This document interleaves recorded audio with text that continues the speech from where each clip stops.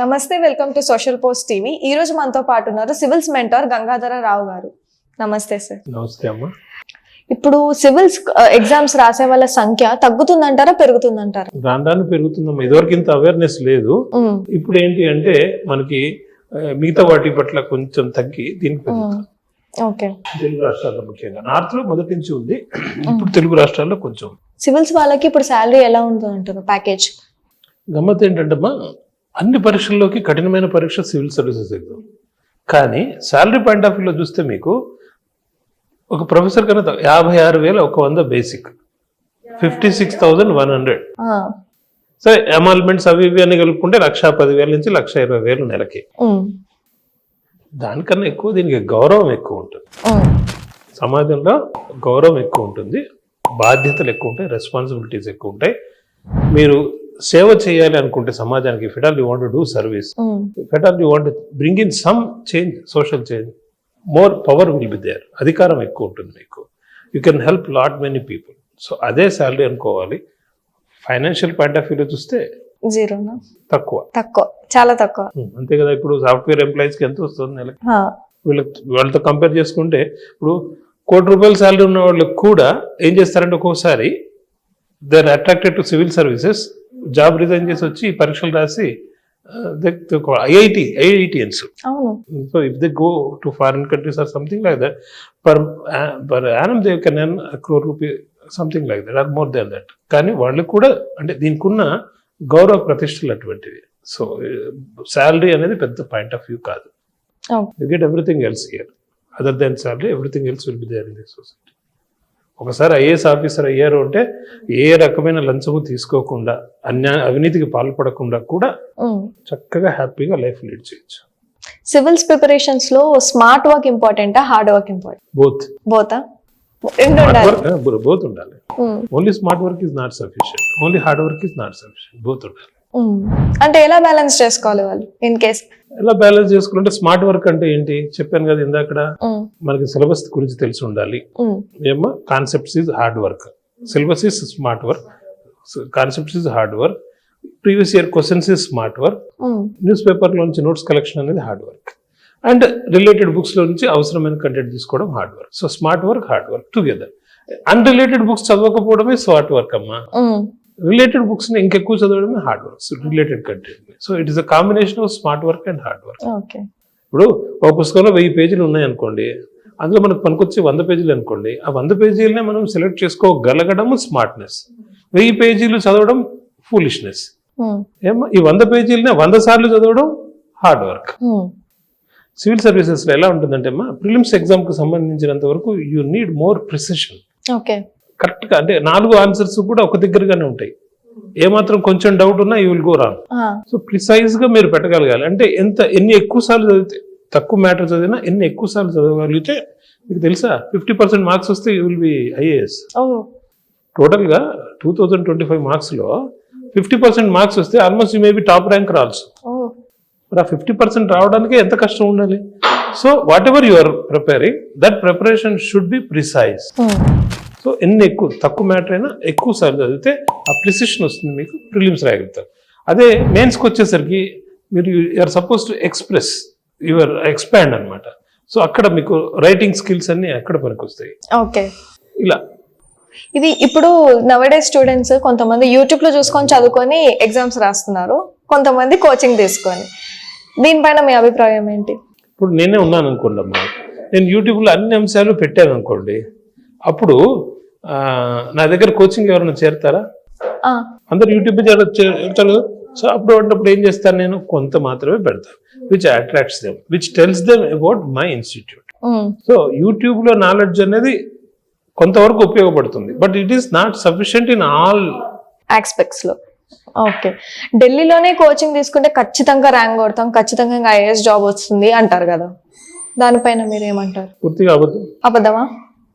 ఎందుకంటున్నానంటే ఢిల్లీలో వాతావరణం ఎలా ఉంటుంది, 2-3 నెలలు మాత్రమే అక్కడ మనం ఉండగలుగుతాం. సౌత్ ఇండియా నుంచి వెళ్ళిన వాళ్ళం జూన్ ఎండింగ్ నుంచి సెప్టెంబర్ ఎండింగ్ వరకు, జూన్ 15th తర్వాత సెప్టెంబర్ 15th వరకు, are let's say July, August, September months. మిగతా నెలల్లో అక్కడ వాతావరణం అనేది ఎక్స్ట్రీమ్ వెదర్స్ ఉంటుంది, పొల్యూషన్ భయంకరంగా ఉంటుంది. ప్లస్ ఇప్పుడు కోచింగ్లో అక్కడ ఎక్స్పర్ట్స్ ఉంటారు, no doubt about the topical subject experts ఉంటారు, ఆల్ ఇండియా లెవెల్లో వెళ్ళిన వాళ్ళు ఉంటారు. నేనేమంటానంటే ఇప్పుడు మంచి వాన పడుతుందమ్మా, ఆ పెద్ద నల్లాలో నీళ్లు వస్తున్నాయి బోర్లో నుంచి, మన దగ్గర చిన్న కొండ ఉంది, ఎన్ని నీళ్లు పట్టుకోగలుగుతాము? కుండకి సరిపడాలి. So first you expand your capacity.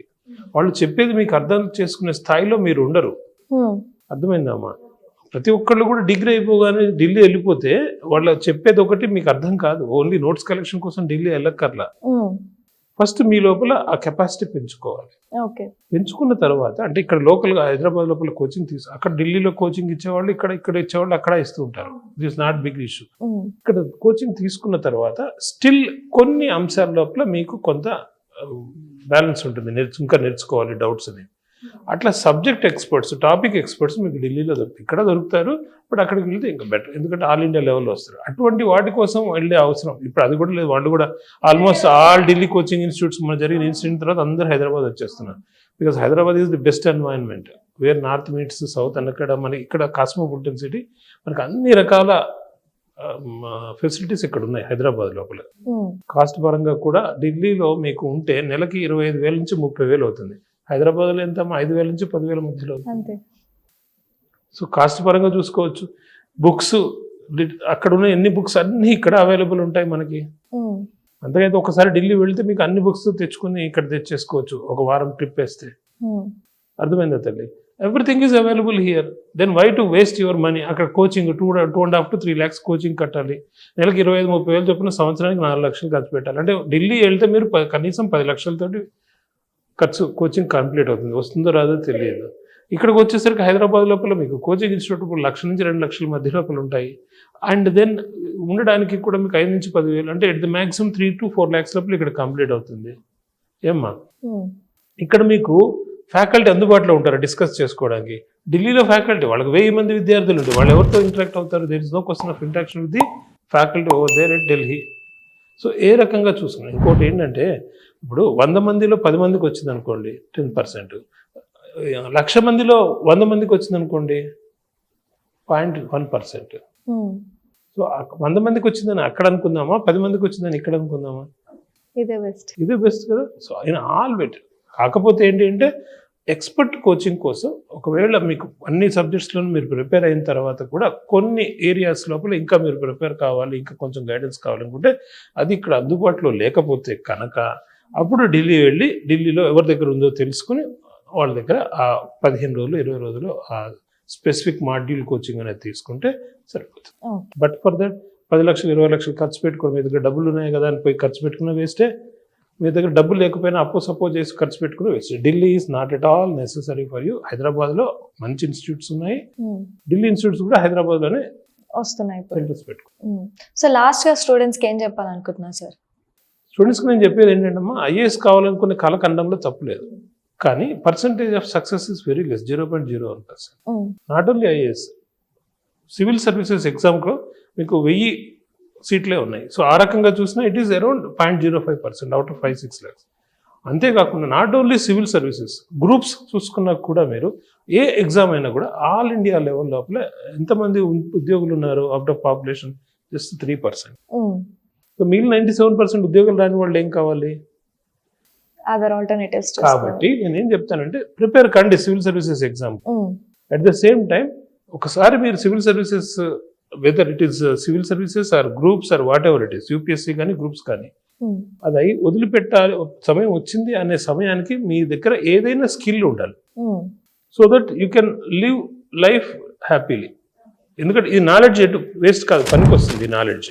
Civil services ఎగ్జామ్కి ప్రిపేర్ అయిన నిజంగా చదివితే, రోడ్ల మీద తిరిగితే కాదు, నిజంగా చదివి ప్రిపేర్ అయిన తర్వాత కూడా ఉద్యోగం రాలేదనుకోండి, ఆ knowledge will be useful for you and some life earning skill.